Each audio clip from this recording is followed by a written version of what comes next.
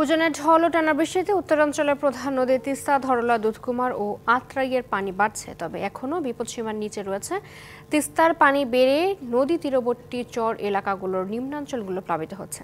ধান, মরিচ সহ বিভিন্ন ফসলের ক্ষেত তলিয়ে গেছে। এদিকে আগামী 24 থেকে 72 ঘন্টায় মাঝারি ভারী বৃষ্টিপাত হতে পারে। এ সময় পানি আরও বাড়তে পারে বলে জানিয়েছে পানি উন্নয়ন বোর্ড।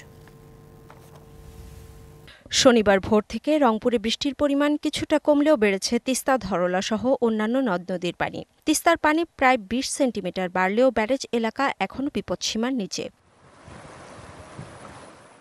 পানি বাড়ায় রংপুরের গঙ্গাচড়ার শঙ্করদহ, বাঘেরহাট, বিনবিনিয়া, কেল্লারপাড়, ইছলি ও কাউনিয়া উপজেলার বিভিন্ন এলাকার চর ও নদী তীরবর্তী নিম্নাঞ্চল প্লাবিত হয়েছে। ডিগি টিগি যাহা আছে সব চলে গেছে, ঝেলে নেশের বাড়ি ঘর উলে সব চকি টকি সব যা আছে সব চলে গেছে।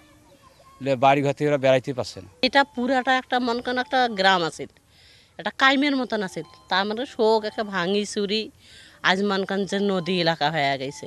ক্ষতিগ্রস্ত হচ্ছে চরের আমন, বাদাম, মরিচ সহ মাছের ক্ষেত। এছাড়াও গবাদি পশু নিয়ে বিপাকে বন্যা কবলিতরা। আমন ধানের যেটা ক্ষতি হয়েছে অন্য বছরের তুলনায় অতটা নয় আর কি। পুকুর যেরকম ক্ষতিগ্রস্ত হয় এবারে ওই রকম হয় নাই, তবে কিছু কিছু এলাকায় হয়েছে। পানি বাড়লেও বিপদসীমা অতিক্রম করার শঙ্কা নেই বলে জানিয়েছে পানি উন্নয়ন বোর্ড। শিয়া বাটার ও ভিটামিন ই সমৃদ্ধ lily glam beauty soap. Lily, always beautiful.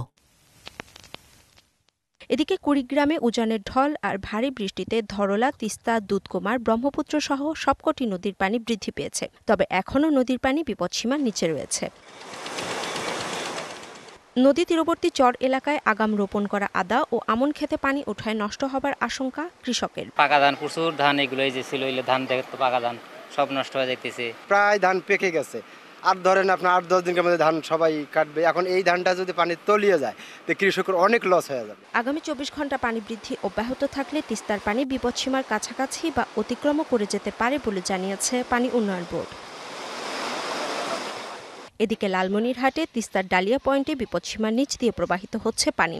গত 2 দিনের টানা বৃষ্টিতে ধান, বাদাম, মরিচ সহ বিভিন্ন ফসলের ক্ষেত তলিয়ে গেছে। অর্ঘ্যমিত্র তরফদার, ডিবিসি নিউজ ডেস্ক।